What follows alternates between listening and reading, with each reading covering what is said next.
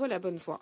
Je remercie Monsieur Grunberg de son exposé et je cède à présent la parole à Monsieur Raja Singham.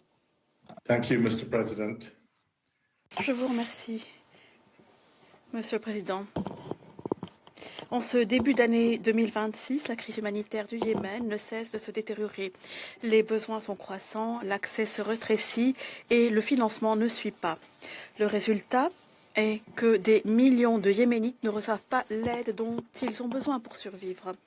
Monsieur le Président, je vais d'abord vous parler de la souffrance des civils et de l'environnement difficile dans lequel les agents humanitaires doivent opérer avant de vous parler des défis à relever. Chaque Yéménite, indépendamment de l'endroit où il vit, doit avoir accès à des services essentiels. Et là où ses besoins ne sont pas remplis, ils doivent avoir accès à l'aide humanitaire. En réalité, trop de Yéménites sont encore privés d'une aide vitale. Dans des zones détenues par les autorités de fait Houthi, la détention continue de 73 agents de l'ONU continue de restreindre de manière critique les efforts humanitaires. Je réitère l'appel du secrétaire général lancé aux autorités de fait afin qu'elles reviennent sur leur décision de renvoyer les collègues de l'ONU vers des cours pénales spéciales et d'œuvrer en toute bonne foi pour la libération immédiate de tout le personnel détenu de l'ONU, des ONG et de la communauté diplomatique. La réalité inéludable est que les Nations Unies doivent continuer de réévaluer et de réorganiser nos opérations humanitaires sur le terrain dans les zones détenues par les autorités de fait au Yémen. Elles abritent à peu près 70% des besoins humanitaires à l'échelle du pays.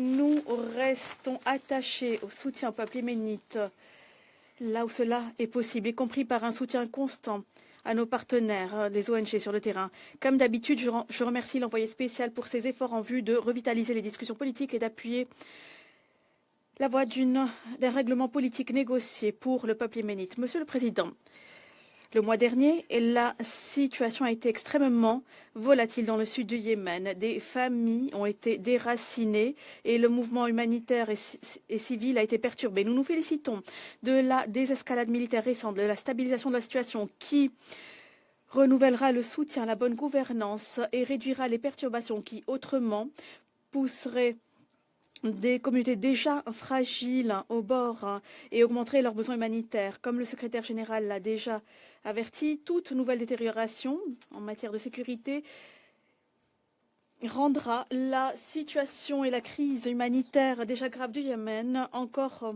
plus grave. Elle ne causerait que déplacements et priverait des millions d'une assistance vitale. Comme je l'ai dit au début, la situation humanitaire au Yémen se détériore, en particulier dans les domaines essentiels de la sécurité, de la nutrition, des soins de santé. Toutes ces questions ont déjà été évoquées à plusieurs reprises par OCHA au sein de ce Conseil. Nous savons que les organisations humanitaires peuvent opérer de manière sûre et effective sur la base de leurs principes lorsque les ressources sont disponibles et que alors l'aide humanitaire fonctionne. Elle réduit la faim, elle prévient les maladies, elle sauve des vies. Là où les conditions le permettent, nos partenaires continuent d'apporter leur soutien. Dans les zones contrôlées par le gouvernement, le PAM a déjà maintenu son aide alimentaire dans le cadre de cycles de 2 mois et a atteint près de 3,4 millions de personnes fin 2025. Au cours des inondations récentes, plus de 27 000 familles ont reçu une aide d'urgence en quelques semaines. Des réponses coordonnées à Marib ont également illustré l'efficacité de l'assistance en espèces et la manière dont elle aide les familles à se redresser plus rapidement après une inondation. Lorsque l'accès est empêché et que les financements s'étiolent, ces accomplissements ne sont plus garantis. Plus de 18 millions de Yéménites, où la moitié de la population fait face à une insécurité alimentaire grave. Elle le fera le mois prochain. Ils auront faim. Des dizaines de milliers seront dans une situation catastrophique similaire à la famine. Et ceci est pire qu'il y a un an. 1 million de personnes supplémentaires ont maintenant faim. Des femmes et des filles sont frappées de plein fouet.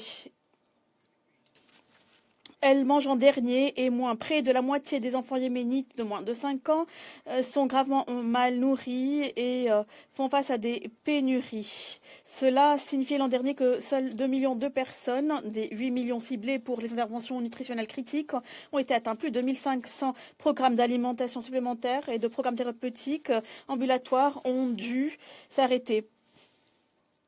Monsieur le Président, le système sanitaire du Yémen est en train de s'effondrer. Plus de 450 installations sanitaires ont été fermées par l'autorité de facto et les zones contrôlées par le gouvernement en raison de perte de financement. À la fin 2025, moins de 60% des installations sanitaires opérées encore étaient fonctionnelles, y compris par exemple pour des soins obstétriques et néonataux d'urgence. Nous estimons que 2300 cliniques risquent de perdre leur financement, laissant des millions sans accès à des soins vitaux.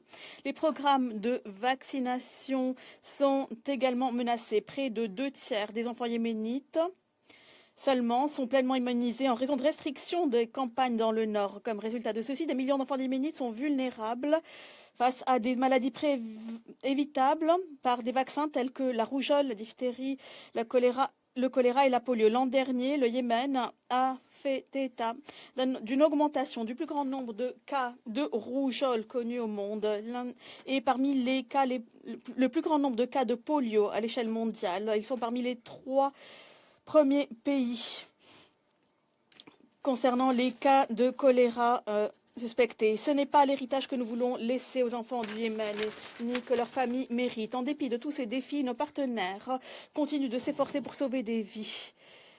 Avec le peu de financement et d'accès qu'ils ont, ils appuient plus de 3000 installations sanitaires, mènent des campagnes de vaccination, atteignent 2,2 millions d'enfants dans les zones détenues par les autorités de fait, avec des injections de vaccins contre la rougeole, la rubéole, et 1,4 million d'enfants dans les zones contrôlées par le gouvernement sont vaccinés contre la polio. Nos partenaires ont répondu à la crise de choléra.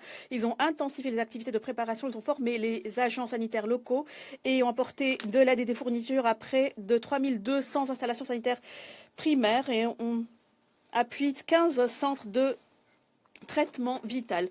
Je conclurai en réaffirmant les propos et nos demandes au Conseil de sécurité. Tout d'abord, le Conseil de sécurité, par ses membres, doit exercer de l'influence et faire pression pour obtenir la libération de 73 agents de l'ONU qui sont encore détenus par les autorités de fait outils avec des dizaines de personnels d'ONG, société civile, corps diplomatique, anciens employés. Cette situation déplorable ne peut persister.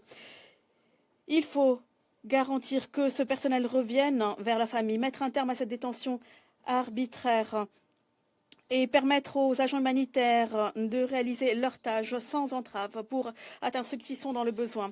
Il faudra intensifier le financement pour en finir avec cette crise, une crise qui n'a pas l'air de s'apaiser. Et nous ne pouvons laisser de côté le peuple du Yémen. À un moment, ils en ont plus besoin que jamais. Troisièmement, l'unité de ce Conseil qui a été si utile auparavant est nécessaire sur la question du Yémen. Il faut rester pragmatique et patient pour relever ces défis et ferme pour défendre des valeurs humanitaires qui nous orientent. Merci. Je remercie Monsieur Rajasankam pour cet exposé.